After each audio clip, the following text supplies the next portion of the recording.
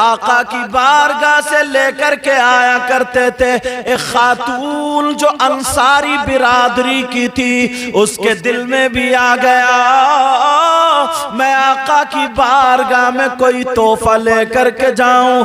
پیارو سمجھ لینا تحفہ کیا تھا، کوئی موٹا لفافہ نہیں تھا، مرغہ مسلم نہیں تھا، مگر اس کا عقیدہ اور پیار دیکھو۔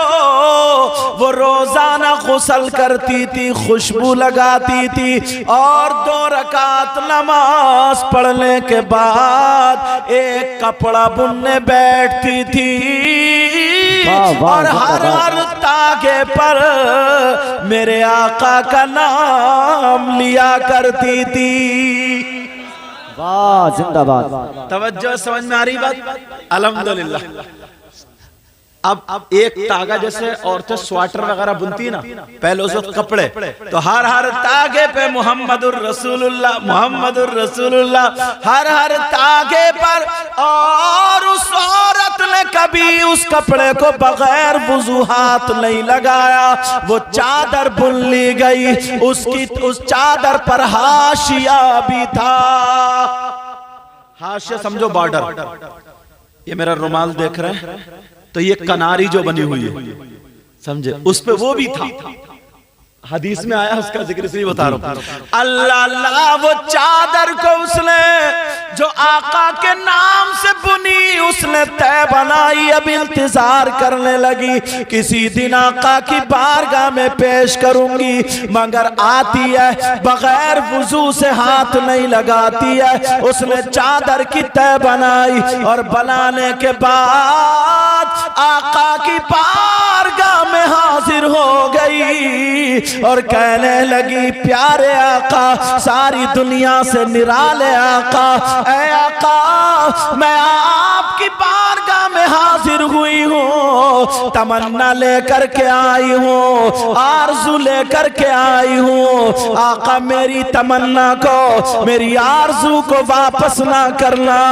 آقا آپ کی بارگاہ سے کبھی کوئی خالی ہاتھ نہیں گیا، آقا میں بھی آئی ہوں، تمنا کی لڑیاں پرو کر لے کر آئی ہوں۔ میرے نبی بولے صاف صاف لفظوں میں کہو، آقا یہ چادر میں نے اپنے ہاتھ سے بنی ہے، یہ تحفہ ہے، اسے قبول فرما لے۔ واہ بھائی واہ، زندہ باد زندہ باد، اسے قبول فرما لے۔ اب جب قبول کر لیا، میرے نبی دیکھ رہے ہیں، چپ ہیں تھوڑی دیر کے لیے۔ وہ کہنے لگی آقا آپ کی بارگاہ سے کبھی بھی کوئی مایوس نہیں گیا، آقا میں مایوس جانا نہیں چاہتی۔ جی میرے نبی نے اس کو لے لیا، کہنے لگی آقا ایک آرزو اور ہے۔ کہا وہ کیا؟ کہا آقا آپ اس کو زیب تن فرما لینا، آسان لفظوں میں کہہ دوں، آپ اس کو پہن لینا، اب سمجھ جاؤ گا آسان لفظوں میں۔ کہا آقا آپ اسے پہن لینا، استعمال کر لینا، حدیث کا مفہوم بتا رہا ہوں میں، آقا اس کو پہن لینا۔ میرے نبی نے کہا ٹھیک ہے جاؤ۔ اللہ اللہ، میرے نبی نے اس کو استعمال کیا، مگر حدیث میں آتا ہے نبی نے اس کا امامہ نہیں بنایا، نبی نے اس کا کپڑا نہیں بنایا، نبی نے اس کا جبہ نہیں بنایا، میرے نبی نے اسے تہبند کی جگہ استعمال کیا۔ واہ واہ واہ، سبحان اللہ، اس کا تہمت بنا لیا۔ جی اب جب تہمت بنایا، بڑا خوبصورت لگا، تمام صحابہ کو پتا چل گیا یہ وہ تہمت ہے جو بغیر وضو کبھی ہاتھ نہیں لگایا، اور میرے آقا کا ہر تاغے پہ نام لے کر کے اس کو بنا گیا ہے۔ اب میرے نبی، اب دیکھنا ذرا بات آ رہی، میرے نبی اسے باندھ کر نکلے، صحابہ رش کر رہے ہیں، کہہ رہے ہیں کیا اس عورت کی تمنا تھی یار، کیا کس انداز میں بنا، مگر ایک گاؤں کا رہنے والا صحابی آ گیا۔ گاؤں کا بیچارہ سیدھا سادہ بھولا والا ہوتا ہے، اس کا دل بڑا صاف ہوتا ہے، منہ پہ کچھ بھی کہہ دیتا ہے نہیں، ایسا فرق ہوتا ہے نا۔ اب وہ آ گئے آقا کی بارگاہ میں، کبھی آقا کے چہرے کو دیکھے تو کبھی اس کو جبے شریف کو دیکھے تو کبھی اسی چادر کو دیکھے۔ اب بار بار نظر اسی چادر پہ، بار بار چادر. وہ کہنے لگا آقا آقا آپ کی بارگاہ سے کبھی کوئی خالی ہاتھ نہیں گیا، بڑی خوبصورت لگ رہی ہے نا یہ چادر، مجھے دے دیجئے. واہ میرے آقا یہ کہہ سکتے تھے نہیں مجھے کسی عورت نے بن کے دیا، میرے نبی نے لفظ نہیں فرمایا، وہ یاد رکھو نہیں فرمایا. میرے نبی بولے غلام میرا کلمہ پڑھنے والے آ جا، میرے پیچھے پیچھے آ جا، تجھے چادر دیے دیتا ہوں.